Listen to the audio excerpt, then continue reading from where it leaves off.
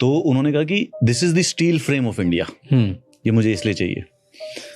70 साल के बाद मैं कह रहा हूँ कि IAS, the bureaucracy, the IPS, they are the steel cage of India. India has been kept trapped due to these IAS and IPSs। ये ब्यूरोक्रेसी ने इंडिया को ट्रैप करके रखा हुआ है। इंडिया जो वो सोने की चिड़िया थी, वो जो सोने की चिड़िया वापस उड़ नहीं पाई, क्यों? क्योंकि इसी स्टील केज के अंदर वो रह गई पिछले 70 सालों में। Why do you say so? क्यों बोलते हो?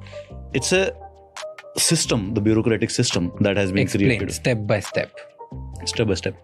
देखियो, अंग्रेज जो थे जब हमारे देश में राज कर रहे थे, तो उनको रिसोर्सेज को एक्सट्रैक्ट करना था, और जो इंफॉर्मेशन है उसको जनता से शील्ड करना था, और तीसरा जनता को कंट्रोल करना था, ठीक है, ताकि कभी दोबारा से 1857 का रिवोल्ट ना हो सके। उनके दिमाग की उपज थी एक IAS और एक IPS। IAS का काम है कि भाई साहब जमीन को, लैंड को कंट्रोल करो, लैंड सारी मेरे पास होनी चाहिए, रेवेन्यू को कंट्रोल करो, सारे के सारे फॉरेस्ट को मैं कंट्रोल करूंगा, ठीक है। और IPS का ये काम है कि जो भी आदमी ज्यादा उद्दंड मचाए, 1857 का रिवोल्ट दोबारा नहीं होना चाहिए, उसको मैं कंट्रोल करूंगा, प्रोटेस्ट नहीं होनी चाहिए देश के अंदर किसी प्रकार के, लॉ एंड ऑर्डर मेंटेन करने के लिए।